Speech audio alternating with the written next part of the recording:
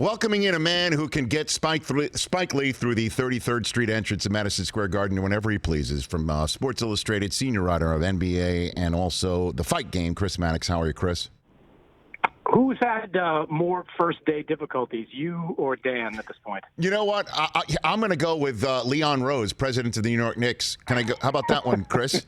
How about that rollout, huh? How about the rollout? Here's a new president, and now let's have a total poop show with the most famous Knick fan ever. How about that one? Well, I mean, it's wild because these are the types of battles the Knicks shouldn't be in. I mean, if you think about it, you know, that whole Spike Lee brouhaha happened, after maybe the best win of the entire season, where the Knicks knocked off the Rockets. And that's what everybody should be talking about. Instead, it's, James Dolan versus Spike Lee. And you mentioned Leon Rose. I mean, part of this story that's perplexing as well is the fact that Leon gets named Knicks president and he kind of press conference. And I actually asked the league, I go, is this by the rules? Don't they have to do something when they introduce a new president? And some of the league told me, is like, look, we would have a rule, but we couldn't imagine any team doing this,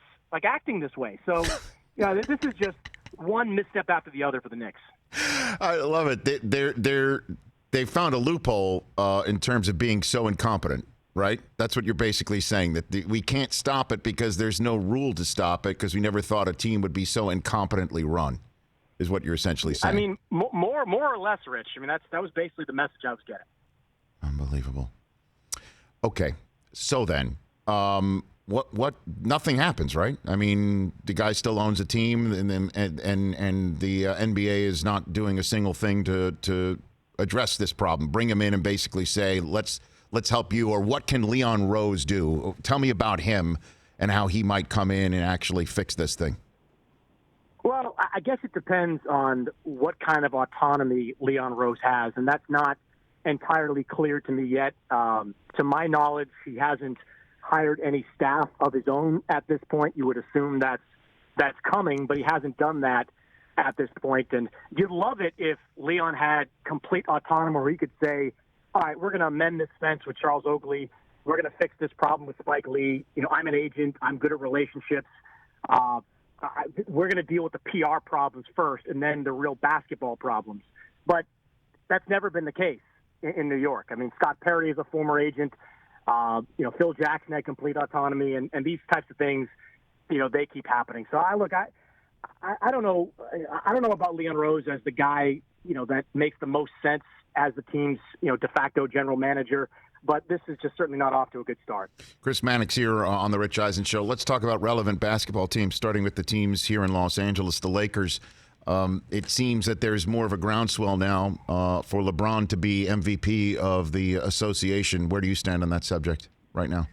No, I mean, I think he's a pretty clear runner-up, but I don't think anyone's touching Giannis this year, and nor should they. I mean, it's a tremendous story, that LeBron is crafting right now with his, and I don't want to call it a bounce-back year, but it was the first injury-plagued season of his career last year, and certainly that was a factor for him. And, a lot of people wondered if he could ever get back to that top level ever again, especially defensively. But you just kind of have to take a step back and look at what Giannis and the Bucks are doing. I mean, he's putting up the type of numbers that we haven't seen really since Shaq's, MVP season. I mean, it's like almost 30 points, the 12, 13 rebounds. I mean, it's just astronomical production. The Bucks, could wind up with 70 wins. You simply can't take that away from him. I don't think he should just be the MVP, Rich. He should be the unanimous MVP. He's been that good. Not even a single other vote, huh? Wow. No, because you're voting on first place, right? And look, LeBron should have every single second place vote. He should be second place on probably every single ballot. But if you're voting against Giannis this year, it's because maybe you have Giannis fatigue and you want to vote for the story. It's not because you're voting for the most valuable player in 1920. Well, I got to tell you, I'll ask you because it's rare for me to look up at the standings on March 4th and see an X next to a team's name. I mean, the fact that the Bucks have already clinched a playoff spot right now, I don't recall the last time we saw something like that, Chris. Yeah, it's certain. Look, it's a testament to the Bucks, and it's an equal testament to just how crappy the bottom of the Eastern Conference is. I mean, it's easy to clinch a playoff spot when I think the 8th seed has 27 wins right now and is 6-7 games under 500 at this moment. So they're having a great year. But if Golden State from a couple of years ago played in the East, they probably would have had the same type of clinching situation. Chris Mannix here on the Rich Eisen Show. Okay, so what else other than MVP, and can the Lakers do it? Tell me the other intriguing story in the NBA as we've hit early March, and we're a few weeks away, short weeks away from the 8th and final playoff spot conversation leading into the playoffs. Walk me through what this is, Chris. Look, the biggest story to me is, can anyone challenge Milwaukee in the East? And it's gotten interesting over the last couple of weeks with the way Boston has played, last night notwithstanding, and Toronto's just continued, success despite not having Kawhi Leonard. I mean, the Raptors, Rich, they clearly believe that they can win this year, because if they didn't, they would have traded Marc Gasol or Serge Ibaka. I mean, both these guys had significant value. They were expiring contracts. At the very least, the Raptors probably could have gotten back a draft pick in return, but they kept that duo intact largely because they want to challenge, or want to be able to challenge the size of Milwaukee in a conference final situation. Boston, I've been a skeptic of Boston's front line, but we're into March right now, and they still have a top 5 defense, and Daniel Tice is still defending at a high level, and Enes Kanter hasn't been exposed yet. At some point, I'm going to have to admit that I was wrong, and this Celtics team has enough beef in that front court to challenge, because they certainly have more than enough scoring. I mean, Tatum has become a bona fide star. Kemba Walker, when he's healthy, is Kemba Walker. Jaylen Brown is one of those borderline all-star players. I mean, they're going to be able to score with everybody, and their front court is showing that they're going to be able to compete with the bigger front line. So what about the notion that Zion has a shot at Rookie of the Year based on what he's been able to do? Too many days. I mean, look, if Ja Morant didn't exist, maybe you might say that Zion could get the nod over R.J. Barrett or Kobe White or any of these other guys that have emerged from this class. But I mean, Ja's been awesome from really day one, and he's been the driving force behind a Memphis team that had no business being in the playoff mix this year, having a good chance of winning that number 8 seed. So I think it's another one where you got to watch. People that want to vote for Zion should watch Ja Morant play, and he's been durable. He's been excellent. I mean, he to me should be a runaway Rookie of the Year. And which team for the final 6 weeks has the most on the line to try and finish up well for coach and roster? I can kind of guess what your answer may be, but I do want to just open-end that question for you, Chris Mannix. I mean, I'm blind. What would my guess be, if you don't mind my asking? The Sixers, right? Well, yeah. About how they're going to finish up in the next 6 weeks, and obviously they're going to get into the dance, but I guess that would be, unless there's another team out there whose coach might be contemplating retirement or might get fired, or the team might get blown up based on how they do finish up. No, look, the Sixers 3 weeks ago, I would have absolutely agreed with you. I do think that the injury to Ben Simmons and the injuries to Joel Embiid, if those guys wind up missing time in the postseason, it might give Philadelphia a chance to say, well, we kind of messed up this year, but we'll make some tweaks around the fringes, and our guys will be healthy next year. We'll bring everybody back. I mean, the Brett Brown situation is most interesting because I wonder if the Sixers decide he's not the guy, do they make a run at Jay Wright? Because Jay Wright's the next guy. He's the one everybody is looking at and saying, when are we going to get him to come to the NBA? He's got all the credentials, elite level college coach, has worked with USA Basketball, and people around him, really believe that he's got that mindset, the NBA coaching mindset that Brad Stevens has and John Beilein doesn't, for example. So that's what makes Philadelphia, I think, the most interesting. If the Sixers believe that they can lure Jay Wright, into his kind of hometown job, that could spell the end for Brett Brown. That's what makes it most interesting to me. Chris Mannix here on the Rich Eisen Show on this radio station and what you're listening to it. And you can watch it on youtube.com/Rich Eisen Show for all 3 hours every single day. What did happen with Beilein? What in the world did go wrong with John in Cleveland? He never, ever should have been put in that position. I don't understand. I mean, even if you knew nothing about, how John Beilein was going to coach that team and, kind of the attitude he was going to take, with veteran players, the idea that a 66-year-old lifetime college coach with no NBA experience was going to work was ridiculous.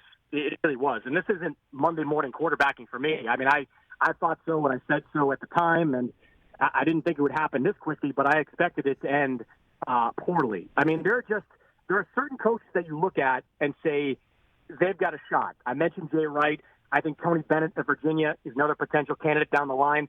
They don't always have to be super young like some of those guys I mentioned, but I think they've got to have their finger on the pulse of the NBA in some way, shape, or form, and Beilein didn't. I mean, if you want to get in the weeds of it, yes, I think going to a team that had veteran players that were used to a certain way of coaching, that being kind of hands-off, have practices, that went from like 12 to 2 instead of like 9 to 4, and this long film session that John Beilein had, I think that was, a big-time problem from the strategic standpoint. But he just wasn't built for coaching in the NBA. And like some coaches aren't. Rick Pitino wasn't, John Calipari wasn't, and John Beilein joins that list.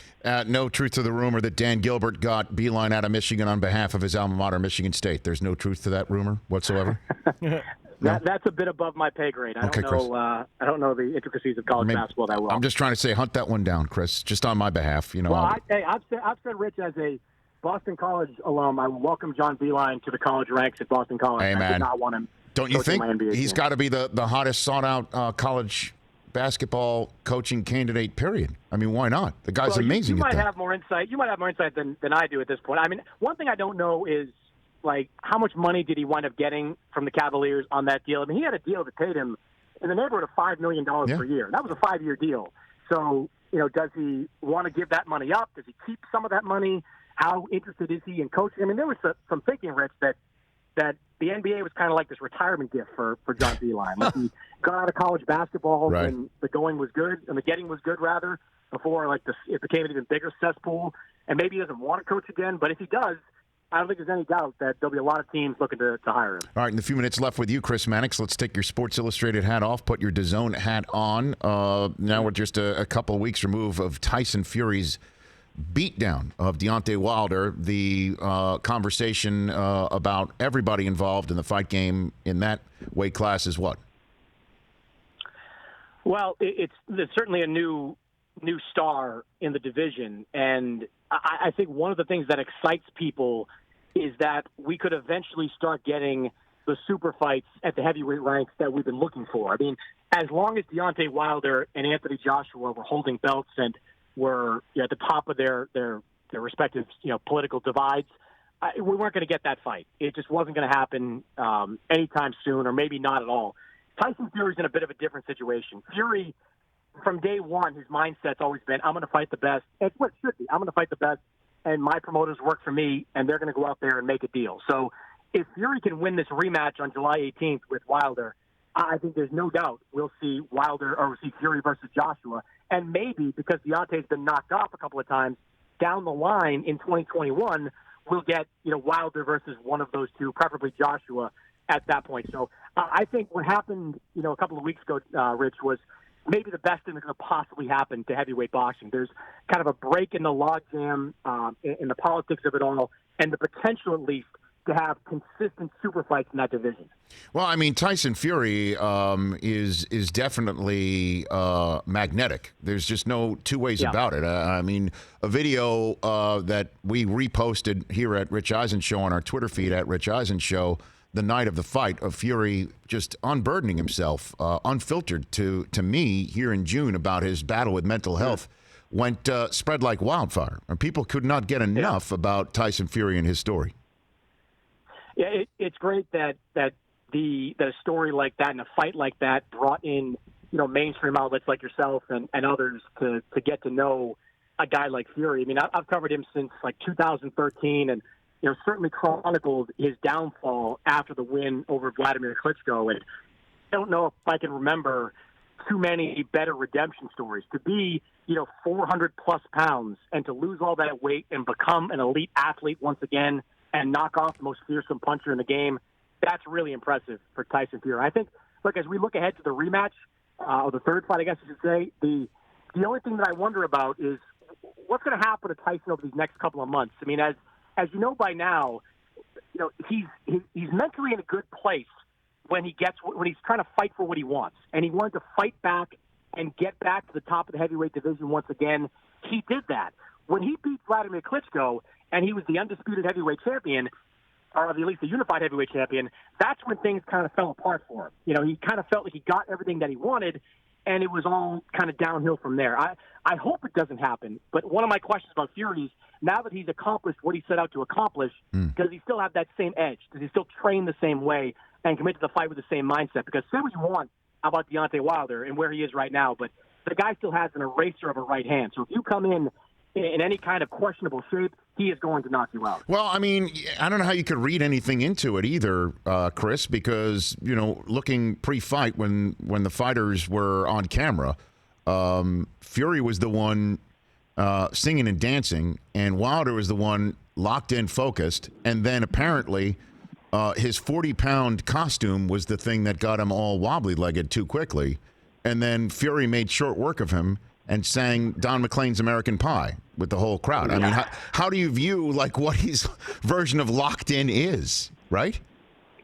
Yeah, well, some of it is a bit of an act. Like, one thing with Fury is that he knows, and he knew after or before the first fight, that his antics got under the skin of Deontay Wilder and affected him and made him fight maybe a little bit differently in that first fight. So he's all about kind of the mind games that you can play. I mean, as far as Wilder goes, I mean, he was basically playing blame game bingo after that fight, where it's like it's the costume he wore, then it was the referee, and then it was there's a handful of other things he blamed, as a result of that. Some cheap shots by Tyson Fury. I mean, he kind of went out there and spread the blame with a fire hose to anyone that would listen to him, and I didn't think that was a particularly good look for him. So. But Fury, I think, will be the exact same fighter, at least in terms of his antics in the next fight. It's just who he is. But I want to see how he trains, if he's still committed, before I'm all in on Tyson Fury winning the third fight. Chris, thanks for the time, brother. Really appreciate it. And you were the first guest in the history of this show being streamed live on YouTube. And as they say in the NFL, nobody can take that away from you, Chris. Nobody. That will be up on my Twitter feed within the hour. You should, sir. And I appreciate that. At SI Chris Mannix, and also on Instagram. Thank you, Chris. Thanks for the call, brother. We'll chat soon. You got it, Rich. You got it. It's Chris Mannix right there.